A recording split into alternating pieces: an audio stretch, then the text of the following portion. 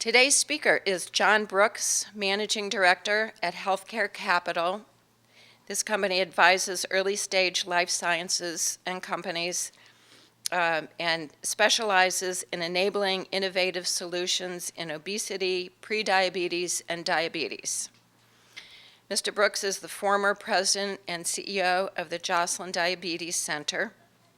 He's a well-known life sciences executive and has co-founded 7 life sciences companies, including Insulet, a disruptive insulin delivery company.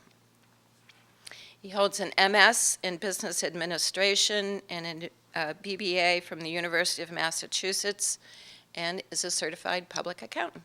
Please welcome John Brooks.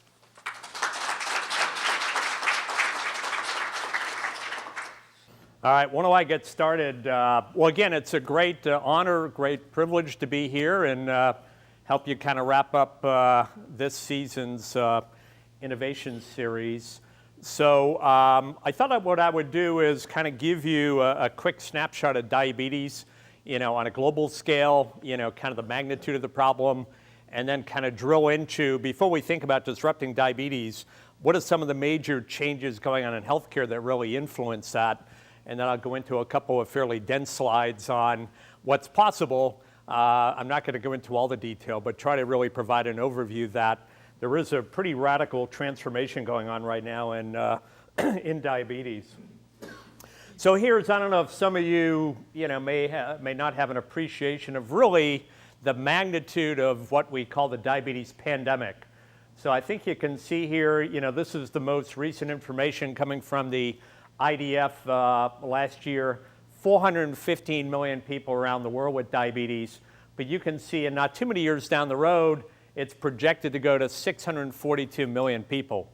And you get a little bit of sense of really what parts of the world are just exploding, if you will, especially in the Middle East and Southeast Asia, many parts of the world. And I might just mention this is predominantly type 2 diabetes. So if you don't know, there's really 2 types of diabetes. Type 1, which is what my son had when he was 3, which has really kind of brought me into doing what I do, is an autoimmune disease. So that's where your T cells that are supposed to protect you turn and in fact attack your pancreas and kill those beta cells that respond to glucose and produce insulin. So that's a small piece of this. This is really predominantly type 2 diabetes. So that certainly has a genetic component. So your family history, your genes play a role, but a lot of it, as you know, is really driven by lifestyle, food, diet, exercise or lack of exercise. But I'll talk about, we even know some other things that are contributing factors, the environment, air pollution, water pollution, what goes on in the microbiome. But again, think of this as mostly type 2. Here's another little breakdown just to give you a little flavor. As you can see, hopefully you can see this little chart here, but obviously, as you look at some countries, U.S. certainly, we're looking at a pretty high rate of diabetes. We're seeing it all through different parts of Southeast Asia. In the Middle East, it probably represents about 1 in 3 of the citizens all through the Middle East have diabetes, and frankly, poorly controlled diabetes. India, probably about 1 in 10. China's now running about 13-14% of their population. So it's truly exploding. And again, genetics, but more importantly, as people eat more refined foods, more processed foods, it's really driving this undertaking. And yet, diabetes still probably doesn't get a lot of attention or understanding or appreciation.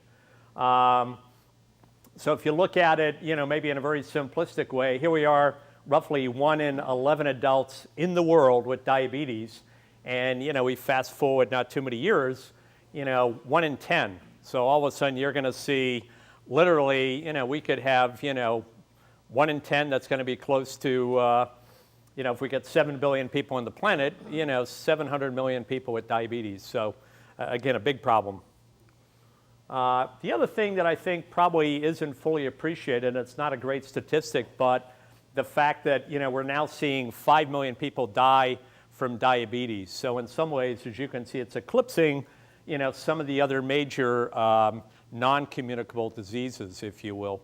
So it's really one of those situations where, again, a lot of focus over the years in dealing with some of these obviously critical conditions, but diabetes is really starting to outweigh them. And in fact, in Africa, where you have a lot of these conditions, the next big wave that's coming at them is in fact diabetes, as they really start exploiting, and selling their natural resources.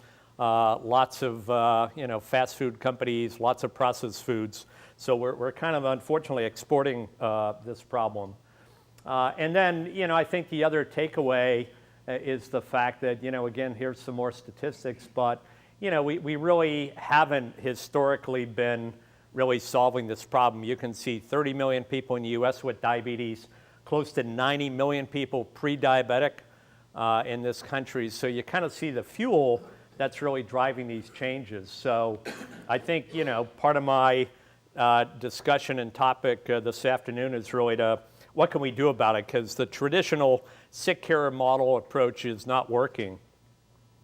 So it's innovation. So as I said before, we think about diabetes. Let me just digress for a minute.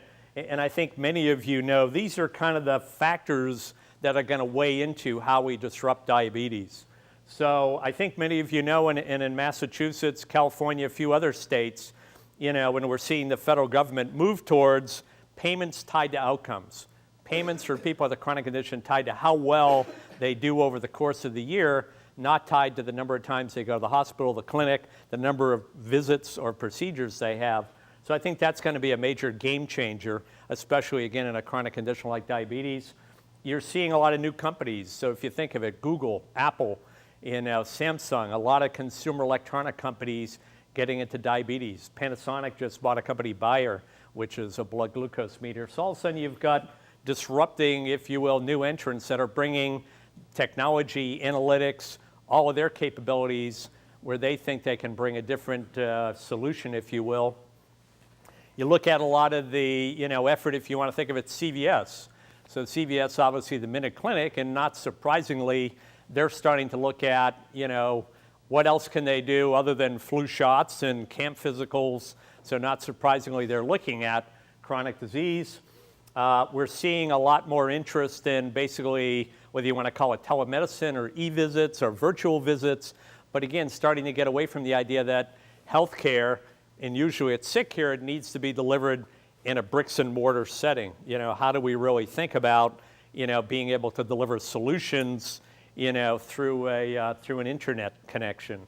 Behavioral health, and that's really pretty important when it comes to diabetes, but really understanding, we can give people the right medicines, the right tools, the right technologies, but do we really understand kind of who they are, what makes them tick?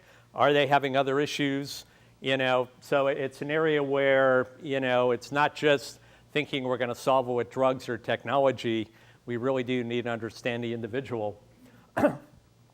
Virtual care centers, again, you're looking at companies like, I'd call American Well, where literally, if you're having some condition, you call up and there's an expert on the other end of the phone, and literally they can listen to your symptoms and issues, and in many states they can actually issue a prescription, and you literally haven't left your house. So that's kind of a new phenomenon. Again, one of the key areas that I think is critical when it goes back to that area of prediabetes or obesity is well care. So in this country, unfortunately, in many other parts of the world, there were really not a lot of economics to really think about preventing diabetes from progressing. So, there's now increasing focus. In fact, the CMS, Center for Medicaid and Medicare Services, has in fact put monies in the budget for seniors, Medicare recipients, to have payments tied to basically preventing them from developing, diabetes. So that's a fairly new phenomenon. We never saw that before. I think the other key is, whether you want to call it precision medicine, personalized medicine, but again, an appreciation of really tracking how people do 24/7, 365. And again, we can now do that with mobile phones, with smart devices. So it's an opportunity to really not just think about helping people episodically, but can we in fact monitor how they're doing and intervene if we see things trending in the wrong direction. Stem cells, big area here. I'll talk about how it relates to diabetes in terms of the artificial, there's an artificial pancreas, but then really beta cell regeneration. The microbiome, I'll just indicate that we now know that the gut bacteria that live within us and the differences in that gut bacteria has a huge role in terms of how enzymes are produced, hormones, how the body basically metabolizes. So we're just starting to scratch the surface, and obviously genomics. We understand all the differences in people that are going on. And then we're also seeing, which I think is an important phenomenon, that self-insured employers, amongst others, making investments in the health and wellness of their employees, no longer kind of kicking the can down the road or thinking, let's just put them in a different plan and we'll worry about it later. So a couple other things, wearables, I think you're seeing, whether people wearing Fitbits, I have my Misfit on, but we're really starting to pay more attention to movement, exercise, and the important thing is, how is that not just motivating you to do it, but how do we turn that into actually helping come up with better care plans or insights for you? Again, a big focus now on the power of big data. So how do we take information that used to just be stored in the electronic health records in hospitals? Now, surprisingly, maybe not, but looking at how to gain insights, how to really look at patterns, how to look at trends, how to really look at, are you on the right medication? Does that match up with where we know best practices are? Is your doctor kind of operating at an equivalency with his or her peers? So all of a sudden we have a huge opportunity to really get insights out of data. Biomarkers, I think we're appreciating that certain drugs don't work in certain people. So in this room, there's lots of diversity. You have a different genetic composition, metabolic composition. So we're starting to realize that we can't have one-size-fits-all solutions anymore. So it's really understanding which drugs or which therapies are best suited for you and give you the ones that are going to be effective. And it doesn't make sense to kind of trial and error, give you a lot of prescriptions that frankly don't work and probably drive side effects. And the other part of it is really looking at, again, point-of-care diagnostics, having that information, immediately available, not waiting, days or weeks for test results. Bundles, capitation, you're seeing this actually starting to happen right now in orthopedics. So if someone gets a total knee replacement, it's tied to a bundle, which means there's a fixed economic, which the doctor, the hospital, the company that's providing the implant, everybody's sharing at a fixed economic, and the idea is they're incentivized to make sure that patient has a good operation, recovers quickly, rehabs quickly, no complications, everybody benefits. If that patient, for whatever reason, doesn't do well, then in fact, everyone's going to basically feel the pain, if you will, from an economic standpoint. So kind of an interesting area. What I call the Internet of Healthcare things, more and more devices, if you will, products are being given some sort of connectivity, Bluetooth capability. And obviously part of the key is what do you do with that, but that's driving a lot. And then some other things I'll just cover quickly, really we see it in cancer, but it's developing elsewhere. Targeted therapies, really being able to deliver drugs or delivering therapies, looking at biosimilars, CRISPR, the ability to go in and edit any part of your genome and perhaps substitute a defective gene with one that's working. Fascinating stuff in gene editing. And then Uber Care, there's actually, Uber now will deliver nurses and pretty soon in some states, doctors to your house for a house call. So house calls are coming back, I guess.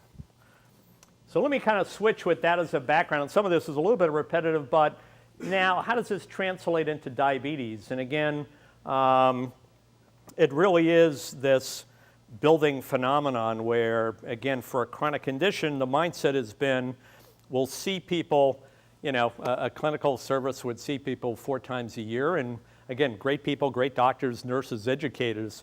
But the mindset was for the 361 days a year that you were not in the clinic, that obviously you were going to do a great job managing a very complicated condition.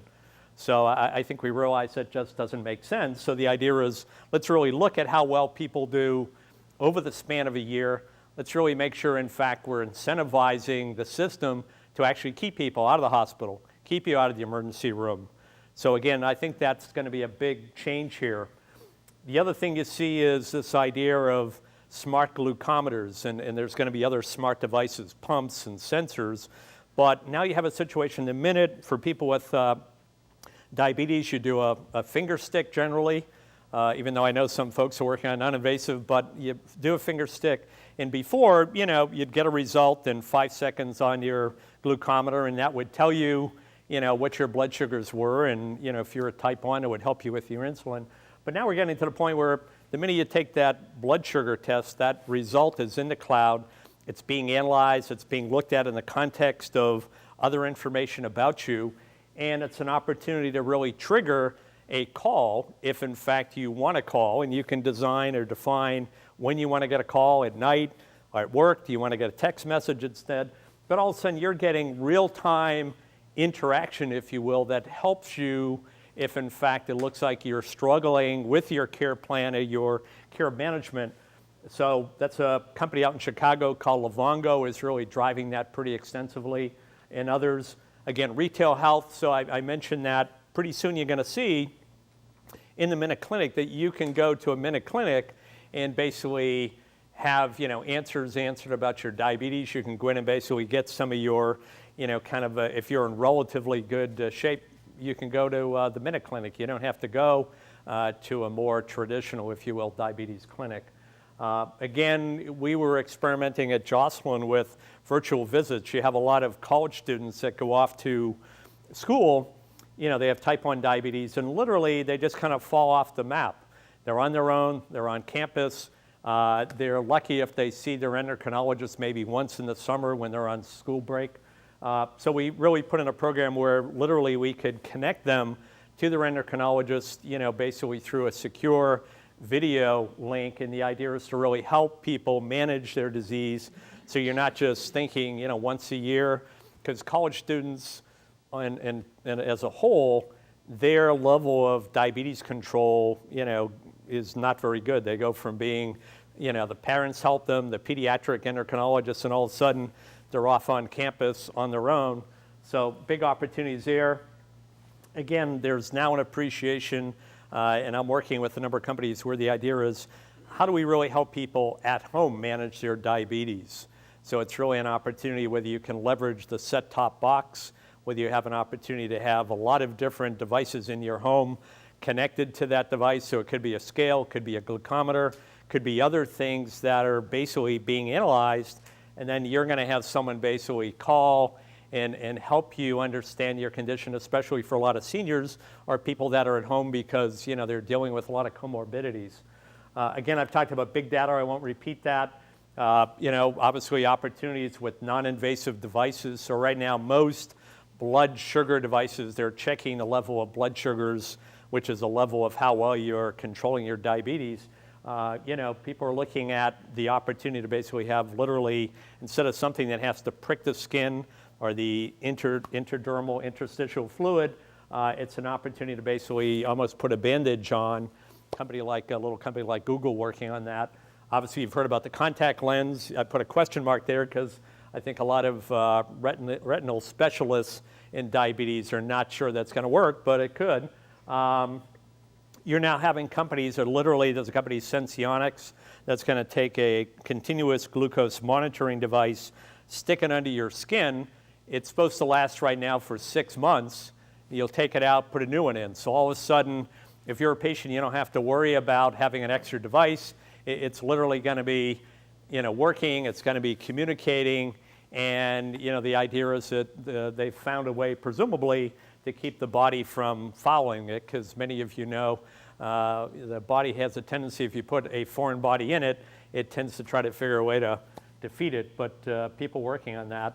And one key area, cloud-based decision support. So this is an area where, be sensitive to time here, really understanding how do you take all this information and help both doctors and patients make intelligent decisions, and again, look at patterns, look at trending, look at things that you want to be able to identify earlier. I'm going to move through some of these because I was told to leave plenty of time for Q&A. Some other things that we're seeing, obviously there's been exercise and weight management programs around for a long time. But now, how do they work? Can you basically have weight management programs that really encourage you, reward you, and you don't physically have to go anywhere. You can basically get smart devices, smart apps, and really with social connectivity. So you're connected kind of virtually to other people as if you were going to a group meeting, but you're getting the benefits of really that encouragement, that motivation, and that type of thing. Lots of opportunities, as I said, understanding the gut, but even bariatric surgery. I mean, there were so many insights when we first thought if you help people, reduce their weight, their obesity by bariatric surgery, where you're literally, taking out part of the intestine, we realized some of those people literally the day after the procedure, they didn't have diabetes. And it opened up this insight into the fact that there's a whole area in our bodies in the duodenal area that essentially controls the whole gut-brain connection. So there's an interesting company not too far from here, Fractal, that thinks there's an opportunity to basically ablate, to actually burn off part of that area to interrupt that gut-brain connection so the brain doesn't keep telling you, I'm hungry, when in fact you're not hungry. So some interesting stuff there. Opportunities to basically better drive insulin initiation and dosing in the hospital. The artificial pancreas, maybe I'll just kind of talk about that in next generation insulin. So I just came back from the American Diabetes Association meeting in New Orleans, and there was a lot of excitement, around the artificial pancreas. So this is where you're going to take a continuous glucose monitoring device, have it constantly communicate with an insulin delivery pump, and take inputs from, could be a Fitbit, could be an accelerometer, could be food and all, but the idea is to all of a sudden have this closed loop system, basically keep your diabetes, your glucose and insulin levels in control, which is critical. So that's working its way through the FDA. Lots of companies, the FDA is eventually getting there, and lots of pressure from parents and others. But that's the idea, really, again, a closed loop. One system informs the other. The other thing that's kind of interesting is next generation insulins, where right now, in fact, one of the problems with insulins is they're not fast enough to work in some of these artificial pancreas settings. So the whole key is how fast does it turn on, how predictable is it, and then you want to short what's called tail. So next generation insulin, there's actually insulins that are being worked on. Could be an oral insulin that you swallow. Could be an insulin that's glucose responsive. So it's basically going to provide more insulin if, in fact, it senses your glucose levels are higher, and less so it tries to avoid what's called hypoglycemia. There's even insulins where essentially, it sounds kind of funny, but you could boil them. One of the problems with insulins today in many parts of the world I showed you is if they're not refrigerated, they basically crystallize, they create fibrils. So huge problem in keeping insulin viable. So, and then, next generation obesity drugs, that's an area where essentially, we're starting to realize, we've moved far away from the fen-pen area where people are taking obesity drugs and causing all sorts of cardiovascular problems. But again, I think we're starting to see some things there. So again, a lot to cover. I didn't go into a lot of detail, but I think hopefully you get a sense that there really are a tremendous number of opportunities, companies. I think anytime companies, kind of understand this transformation that's going on in healthcare and then diabetes, I think there's money to be made. And obviously the objective is not just the money, but to really help, people with diabetes, as you saw, both here in the US and globally. We need to come up with a way that we're going to start, putting a halt to those numbers and reverse them in the other direction. So with that, happy to entertain any questions.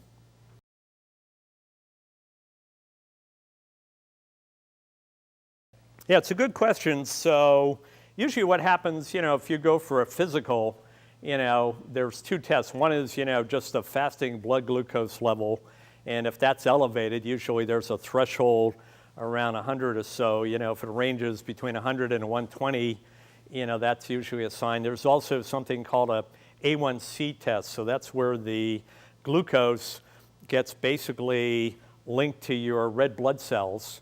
And every 90 days, your red blood cells turn over. So it's called A1C, but it's a way. So either of those tests, usually are highly predictive, and family history is a big factor. The problem today is that, there hasn't been a lot of focus on prediabetes. Sometimes the prescription has been lose weight and exercise, and that frankly hasn't been translating very well. So there are some companies that I think are even trying to come up with, maybe a way to non-invasively, check blood glucoses with the idea that they could be a screening device for people that are pre-diabetic.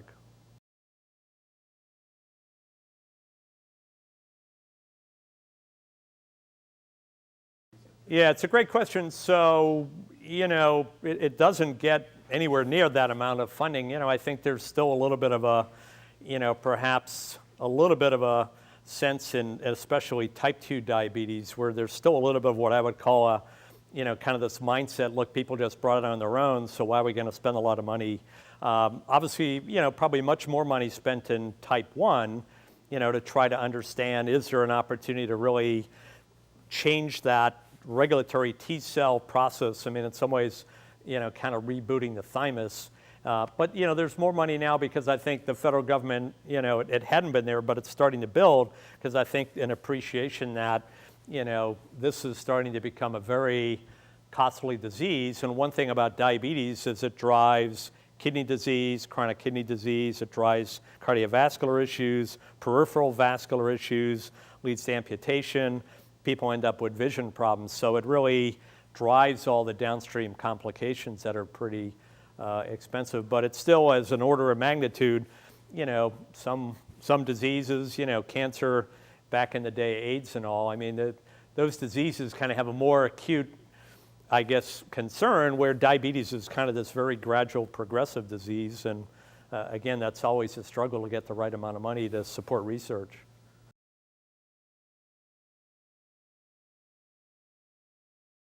It's a great question. So I'm chairman of the board of a company that's working on some of these novel insulins, and we were just mapping out the plans the other day. So literally, once you have a clinical candidate, you go through a number of different steps, all regulatory driven, but the earliest, so let's say we expect to have our clinical candidate for one of those insulins available at the end of this year.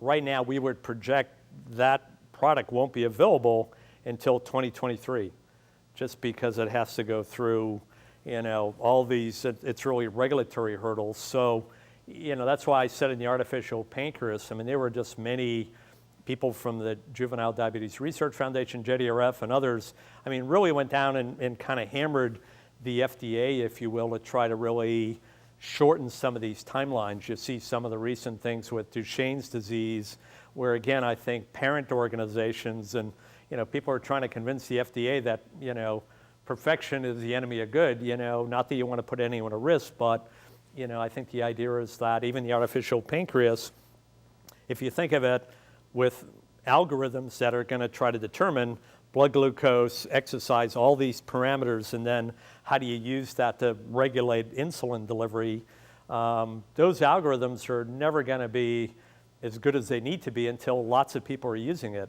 So, a little bit of the problem with the FDA, they're trying to have the companies like create a perfect solution, and that's just not reality. You gotta, and again, you don't want to harm anyone, but at the end of the day, the only way you're going to find out is to let people use it and, be careful with using it. But so I'd say a big issue is regulatory, and then to some extent, reimbursement was a problem. I mean, there used to be a situation, it's now better, when a CGM device, so a continuous glucose monitoring device, we had a problem at Jocelyn where patients that were in relatively good control, so they were doing pretty good but wanted to go in a CGM, the insurance company said, well, you're in good control, you don't need to go in a CGM. So then you'd have patients for literally 30 days doing poorly, managing their diabetes, so their diabetes will look bad, and then they go back to the insurance company and say, well, I'm poorly controlled, oh, you can have it. Kind of this kind of crazy approach here. So, but I think you're going to see with the payers, they're going to be much more willing, I think, to invest in the right or newer technologies because, their payment's going to be tied to outcomes. So all of a sudden it's like, boy, if I make this investment and help this person, keep them out of the hospital room, keep them out of the emergency room, all of a sudden they're going to realize that's very cost effective.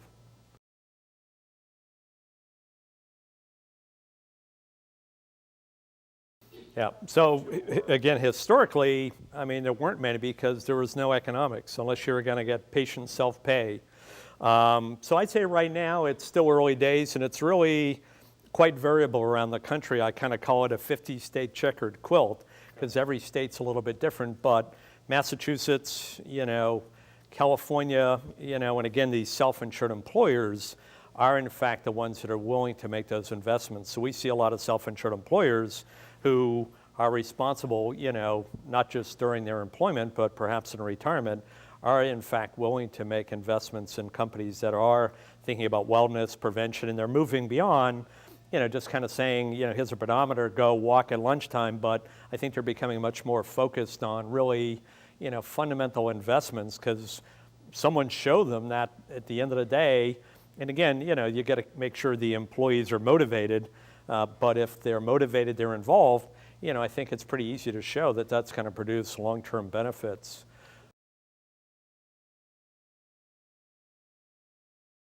Yes, I mean, there hasn't been a lot of money for screening. I mean, even the whole idea about identifying who's pre-diabetic and, other than getting a $150 reimbursement for getting a gym membership, there hasn't been a lot of money for prevention, wellness, maybe you'd get a once-a-year physical, but, if someone said, hey, I want to sign up for a weight management program, I think they're starting to come around on that, and again, I think, as you said, they're trying to make sure that, is it a measurable difference? Does it make a real, but I think they're starting to understand. And again, for a lot of payers, they may be just a third-party administrator for a large, self-insured employer. I think you're starting to see some of the states look at it, because again, the economics are pretty compelling. I mean, in this country right now, we spend about $245 trillion on diabetes, so the numbers are huge. Even the state of Texas spends $35 billion on diabetes, so huge costs that aren't going to go away.